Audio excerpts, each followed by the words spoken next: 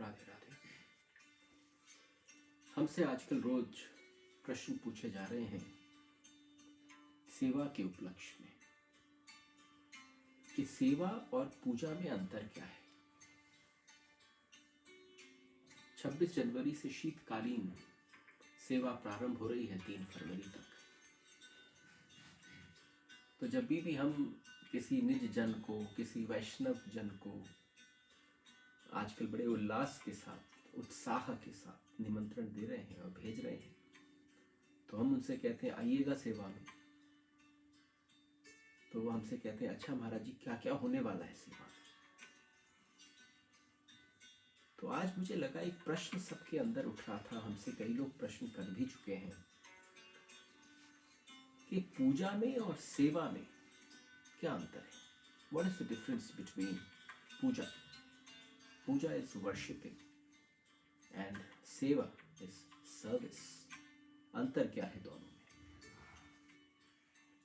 तो बसंत रास सेवा उत्सव है। थोड़ा सा आपको इसका परिचय देता हूं।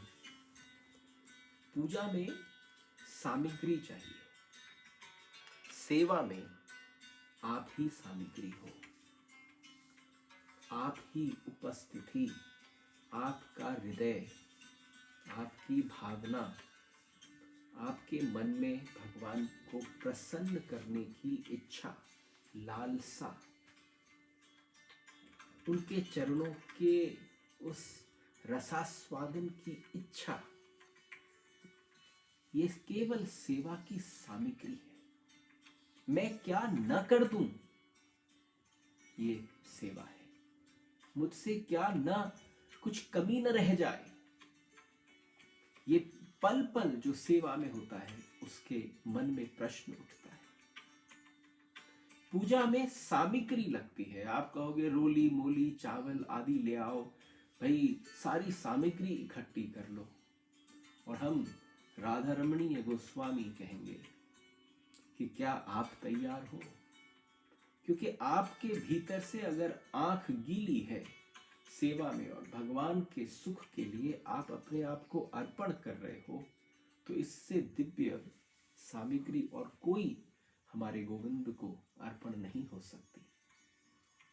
पूजा में समय निर्धारित है, सेवा में समय निर्धारित नहीं है। हम हमेशा कहते हैं जिन जिन मंदिरों में पूजा हो रही होगी उनमें समय सारणी के हिसाब से दर्शन होते होंगे, लेकिन हमारे राधारमण जी के मंदिर में, हमारे ठाकुर जी की सेवा में कोई समय सारणी ही नहीं है। जब उस नखड़ेबाज की, उस हमारे नखड़ेलू की मन में आए तब दर्शन दें। तो यहाँ पर ठाकुर ही के ही स्वांतः उनके सुख के लिए जो होती है वो सेवा है, और अपनी किसी इच्छा की पूर्ति के लिए कोई काम होता है उसको पूजा कहते हैं। अब आप निर्धारित करें कि जिस समय आप वृंदावन की ओर प्रस्थान करें तो आपका आगमन किसके लिए है? आपका आगमन पूजा करने के लिए है, तो पूजा में आप परिक्रमा कर लो, पूजा में आप भगवान को कुछ अर्पण कर दो। लेकिन अगर आप सेवा की दृष्टि से आ रहे हो, जो मैं आपसे विनती करूं, ठाकुर का दास हूं, कि विनती क्या है कि आनंद ही उसका है कि तुम अपने आप को अर्पण करने आओ। वही सेवा का तात्पर्य है। वही हम आपके साथ सम्मिलित होकर, हम सब एक होकर, संगठित होकर बसंत रास सेवा उत्सव जो 26 जनवरी से 3 फरवरी तक है, इस सेवा का नाम बसंत रास सेवा क्यों है? गोपियों ने रस चख लिया है, अभी आपने और हमने नहीं चखा है। गोपियों ने रस चख लिया है। गोपियों ने शरद पूर्णिमा के उन रात्रियों में गोविंद के साथ रास कर लिया है। भगवान अपनी तारात्रि शरदोत फुल्ल मल्लिका।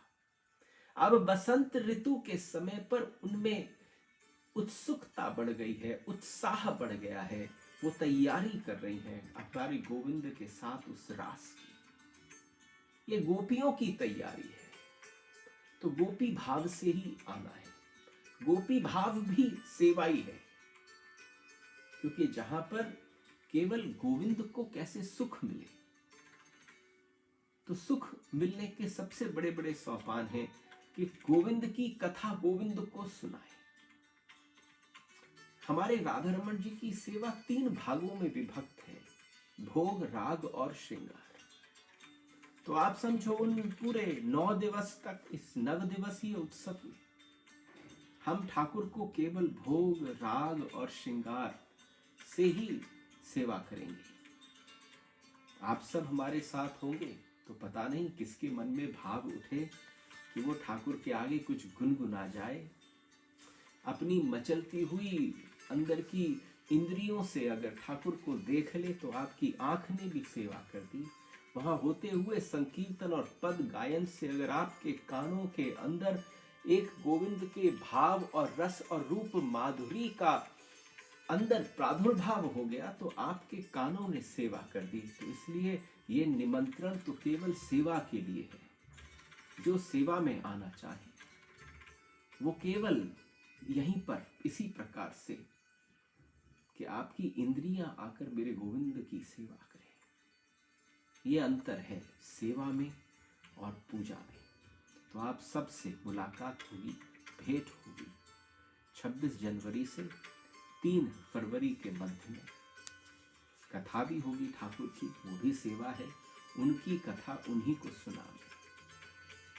तो आप सबके लिए राधा रमन जी के प्रांगण में सब दास, सब वैष्णव जन केवल उस सेवा भाव को लेकर आइए और अपने मन से, तन्मयता से गोविंद को